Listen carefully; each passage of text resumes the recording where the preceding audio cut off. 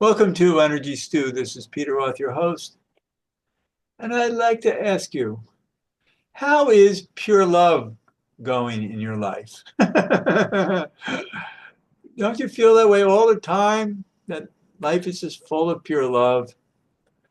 Well, maybe it's a little bit harder to feel that way all the time. There are moments that are great, but to understand the whole nature of love and what are we talking about? What is pure love? What is love? And what does it mean for us? And what does it mean for all of humanity? So, to help us understand the nature of love better, is a man who has written a number of books. He has a book coming out later this year involving love. And he's been on Energy Stew a number of times. And it's so wonderful to talk to him about almost any subject at all. So, Stephen Post, welcome back to Energy Stew. Thank you, Peter, and thank you, all of you who adore Energy Stew, because it must be a fabulous show. I've always enjoyed visiting with Peter. Thank you so much. Yeah, I love doing it. I love the guests I have, and um, I really want special people, and you're one of them. Thank you. So, you're working on a book about love, and you've pointed out, and we talked before the show, really about that you've figured out how to find ways of communicating it that make sense. And so I thought we could chew on some of those ways. Sure. Good. So, and we talked earlier, and this is something that is probably the most important aspect of all is compassion. So, what does compassion mean in its usage that we need to really be reminded of it all the time? We need to realize that everybody, in some way, shape, or form, is suffering. Doesn't mean that they're suffering intensely at all times, but there's always that sense, at least, that the things that make me happy today may disappear tomorrow. We hide things deep within our minds and hearts, things that have been disappointing to us. So I believe that Robin Williams had it right when he suggested that we should be kind to everybody because we really cannot imagine how they have suffered. But compassion goes beyond that because compassion is really an affective presence. It's an empathic presence, specifically in the context of human suffering. So we emphasize that with all of our medical students here at Stony Brook and the like, that it's a response to human suffering with a real felt presence. Of course, some people just want to run for the hills. They have no interest, no ability to even be proximate to human suffering. But I think that in general, we hope that that is possible for people. And then, of course, it includes at least a willingness or an interest in alleviating the source of that suffering.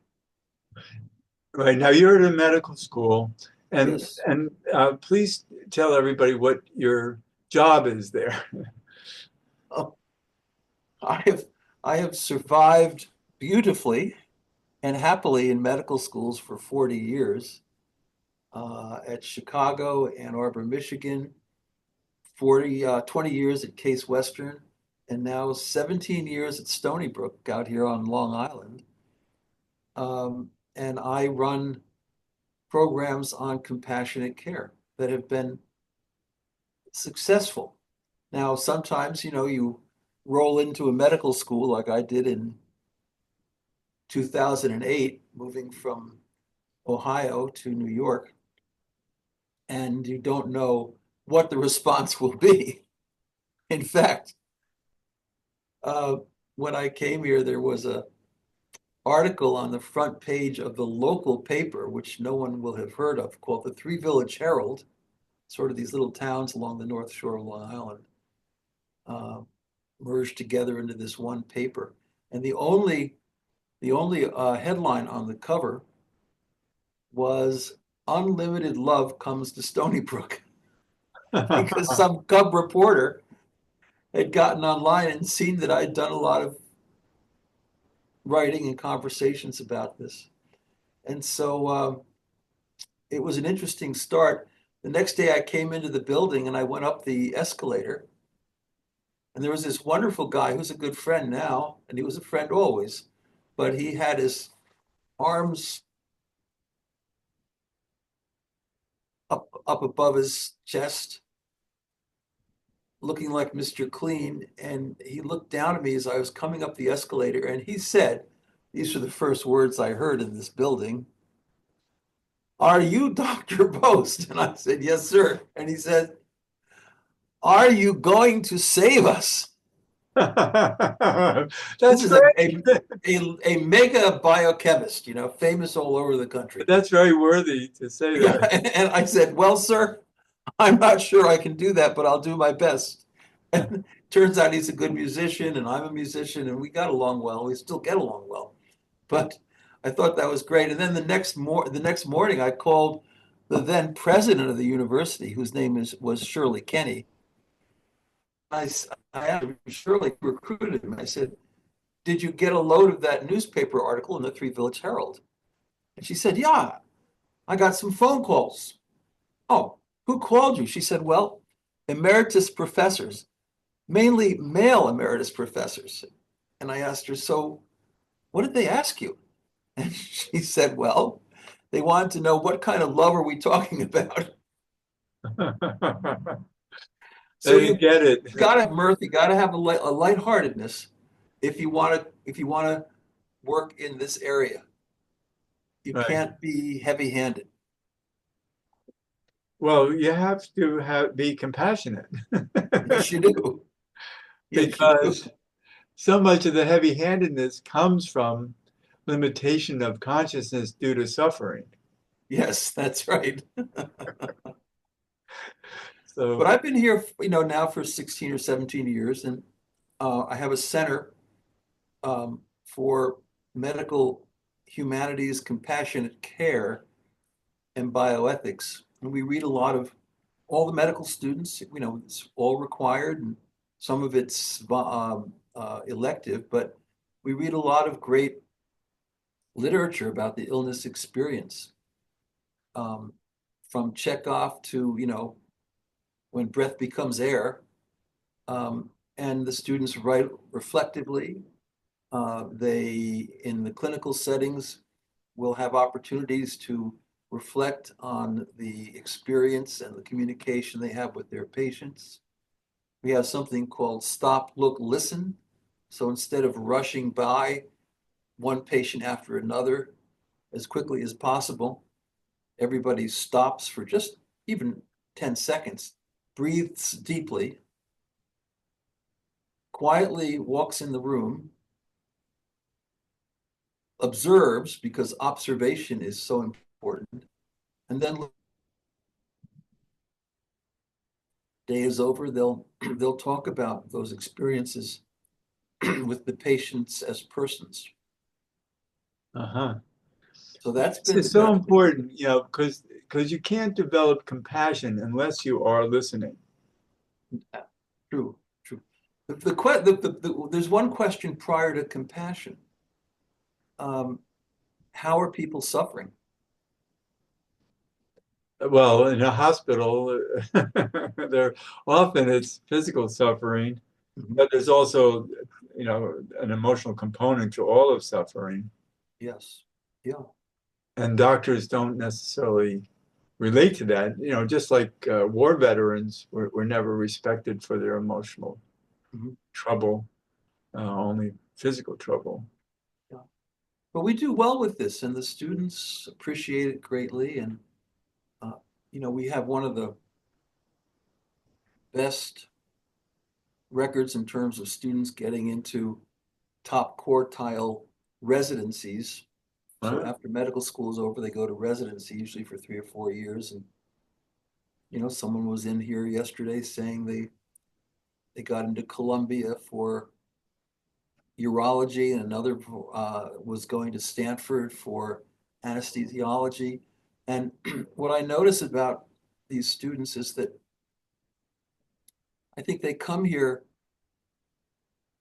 purposefully, not just to learn all the skill sets that they need to learn, and there's a lot to learn, but also to be better human beings.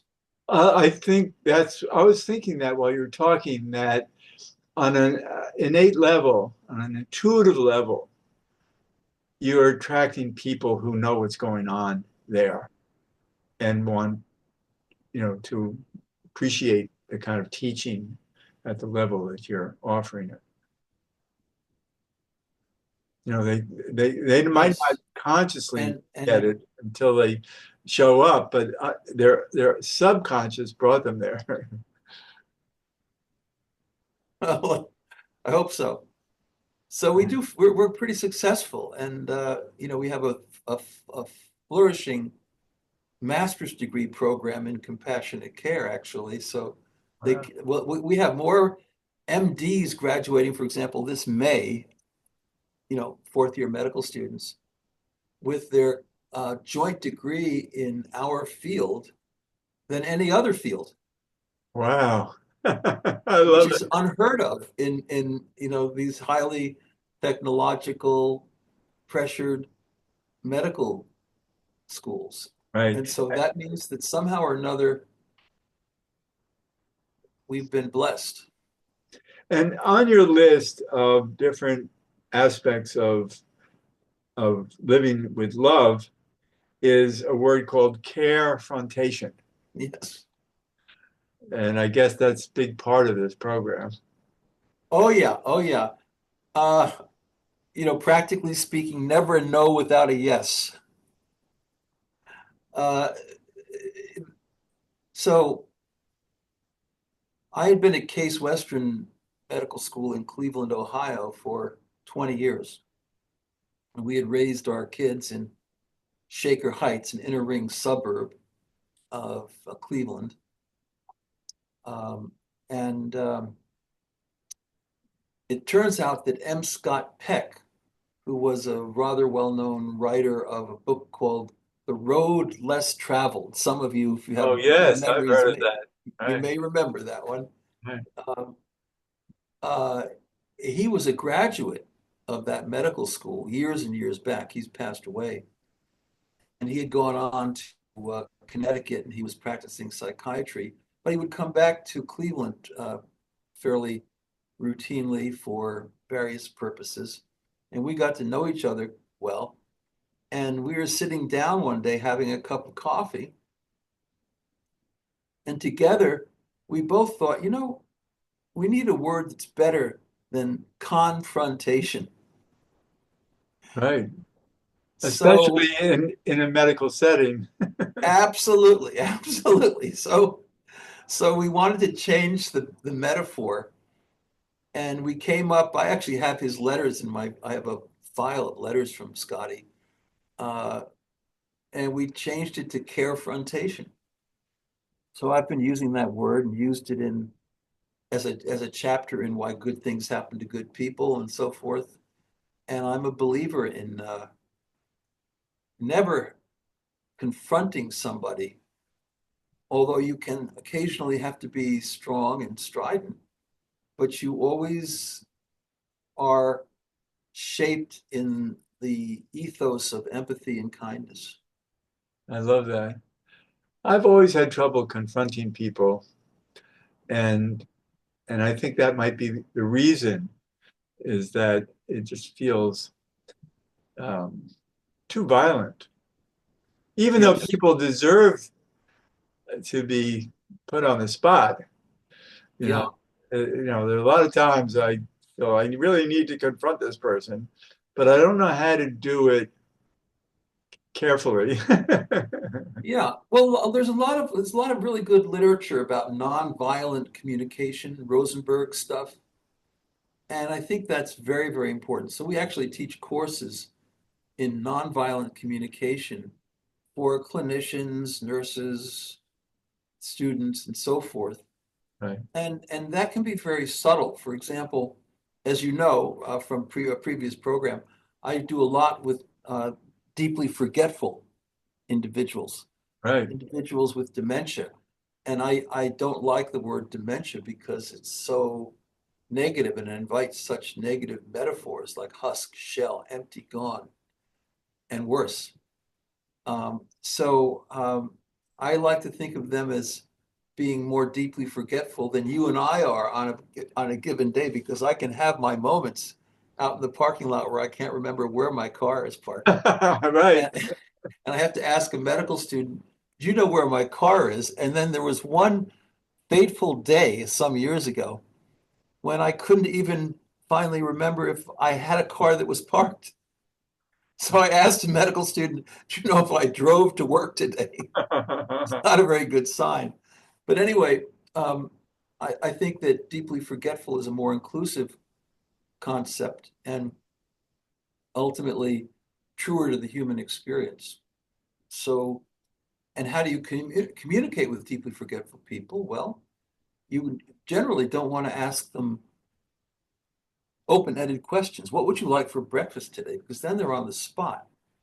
They've got to conjure up, they've got to recall certain words that can be difficult for them because you Yeah, they can't don't just, remember. Um, yeah, they don't remember. So you have to use language in a way that invites them and cues them. So you can ask them, well, would you rather have cereal or ham and eggs? And right. then, of course, they'll say, even though before they couldn't respond at all, they were completely confused. They'll say, oh, of course, post toasties. Oh, that's cool. So you learn to use language in a way that is very engaging. And that's important because the best healers typically are the best communicators. Yeah, there was a book a while back called Intelligent Conversation, and it was all about that why communicate in ways that create opposition. It's because their natural habit is to be defensive, Yes. and somehow we can learn how to, communicate better. But I'm thinking of the future of fifth dimensional reality where where our brains are more transparent and we can read each other's minds better. Then we better watch out how we're thinking. Yeah, yeah, yeah. I don't believe in having enemies. It said love your enemy. I I'm one of those folks who believes that I only have adversaries. I don't know And what the difference is.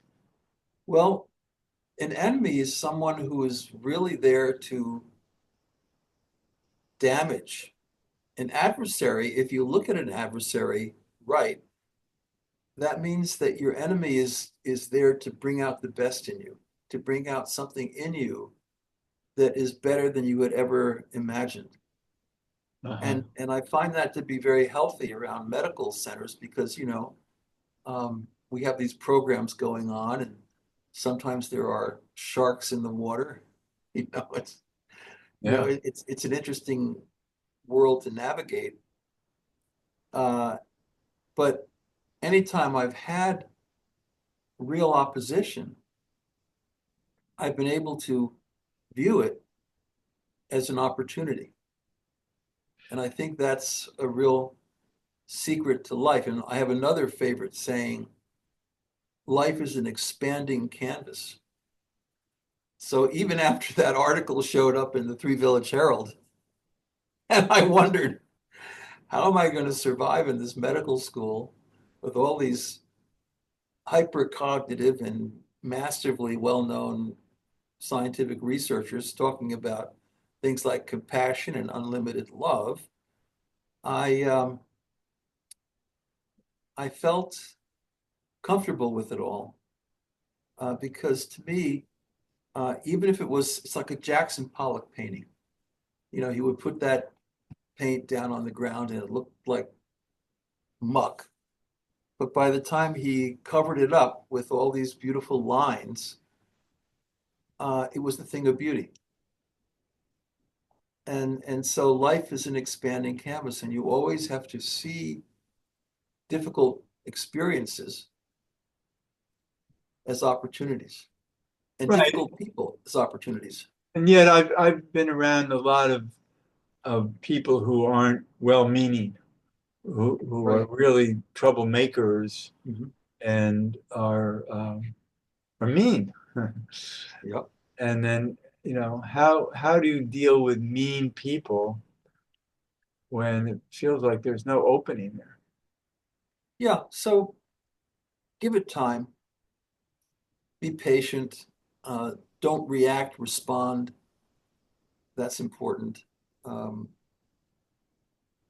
so I'm fairly controlled, and I ask myself, what made them mean? That's my exercise. And I'm one who believes that typically it's only hurt people who hurt people. Right. I agree with you. If you go into any prison, you're going to see people who really had troubled youths. Mhm. Yes. And then you could say, well, then you have compassion for that they've become uh, criminals. But then again, they're still criminals. And how do you deal with that? You know? Well, you have to have empathy. You may not sympathize with them. I mean, they may have done something that was so dastardly. I actually did prison ministry at the Grafton Correctional Institute, which is just outside of Oberlin, Ohio, one afternoon a week in my many years at Case Western. And I really enjoyed it. Many of these people were lifers. They came from the worst sections of Cleveland. They had done unbelievably violent things. And there I would go trotting in with my book, Why Good Things Happen to Good People, Oh, How to great. Live a Longer, Healthier, Happier Life through the Simple Act of Giving. But that worked out pretty well. So what I did, I had a whole contingent of lifers. And two things happened. One is we did gardening. We created a big garden in the back grounds of the prison, and they started growing all kinds of things, and they found a lot of peace in that proximity to the earth. And eventually, Grafton started sending vegetables, fresh vegetables, to all the other prisons in Ohio. Oh, that's beautiful.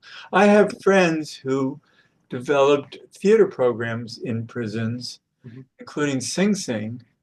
Oh yeah, And then Sing Sing, that the film that was made of that was up for Academy Awards. yeah, yeah. So I'm very proud of them that they found ways to give prisoners opportunity. I used to volunteer many, many years ago at a maximum security prison upstate, and I had wonderful times there with the prisoners who were just so nice to me. And Well, you know, you kind of realize that there are a number of people in prison who shouldn't be in prison. However, there are a lot of people out of prison who should be in prison. oh, that's interesting. Yeah. That's So yeah, there's a lot we don't understand about life. But in the meantime, what I love is that you are an ambassador of love, And it's so wonderful to experience what you know about it on so many levels because you're dealing with all of your life experiences, in prisons and in medical schools with all kinds of politics and you know differences of opinion about the medical world and medicine, and so it's a quite a fascinating place for promoting love, and I'm so glad. I mean, it's like I think it's so necessary. Every school should do what Stony Brook is doing with you. And I love all the different points you make. We don't have much time left for the show, um, but you have these 7 paths that have to do with generating inner peace. It's healing with kindness, following your calling, raising kind children, knowing the divine, cherishing nature, and honoring spirit of freedom. I think there's so much there that we could do a number of shows on. Yeah, yeah. Well, this is the framework of my book, which I'm just finishing tonight, I might say, because I've got the copy edits back and I'm fine-tuning some of the endnotes. But it's called Pure Unlimited Love. And the word pure is important. All the words are important. And love to me is rather straightforwardly defined. It's when the happiness or the well-being and the security of another is as real to me as my own, and sometimes even more so. Right. I love that person. And then that's the hub of the wheel. But the wheel has spokes. So when I come to work in the morning, I go through a kind of dress rehearsal in my meditation about all the people I know I'm going to see over the course of the next 12 hours. So some of them need different expressions of love. Some of them need forgiveness because maybe they're struggling since they missed a diagnosis the other day and a patient died. Oh, Or maybe they need compassion because they're just suffering some difficult loss. Or maybe they need mirth because in this world we live in, it's so easy to forget the beauty of laughter. And they may need love in many different expressions. They may need help with their creativity because they've run into an obstacle. They need loyalty. Um, you know, there are many different expressions of love that are not quite as perplexing as the word itself. But when you think about the dynamics of good living every day, it's all about these manifestations of love. So that's part of the book. And the other part of the book is these 7 pathways. And it's all true. It's so obvious, as you put it. May you give and glow. That's the helper's high. May you heal with kindness. May you follow your callings. Boy, our young kids, sometimes they do that and sometimes they get lost and it's very hard for them to get through. Um, you want to raise kind children. Why do we bring children into the world? Well, hopefully we want them to be kind. right. And then Great. We're really getting to the end of the show, and okay, we could go on for hours, and I'm sure uh, I hope we can do um, more shows about love in the future, and yes. certainly, and especially when your book comes out, but before then even, because there's so much to chew on, and I love it. It's such a passion to enjoy love. Well, it makes all the difference. Right. Oh, and that's the point. And that's why I'm so glad you're doing it at a medical school, because that will save lives. Yes. just because of the teaching of love to the doctors. Yes, That's it wonderful. does save lives. Yeah. It does save lives, That's right. especially with patients who have very difficult chronic illnesses and they're struggling to maintain their lives. And they need to be treated with a lot of love Right. or they Right. won't come back. This is wonderful to talk about this. So, Stephen Post, thank you so much. How can people follow up on this show? Well, you can email me at Stephen with a PH, G, like Gerard, Post, P-O-S-T, at gmail.com. Right. And I have a website at unlimitedloveinstitute.org. I love that. What a great name. All right. So, Stephen, thank you. I'm so happy to talk with you. And It's always an honor and a delight and a great, wonderful moment in life to be back in touch with Peter Roth. thank you. I'm feel blessed by that. Thank you so much. And this is Peter Roth, your host of Energy Stew at prn.live. I can be reached at peter at heartriver, HEART river.org. I'd love to hear from you, and thanks so much for listening.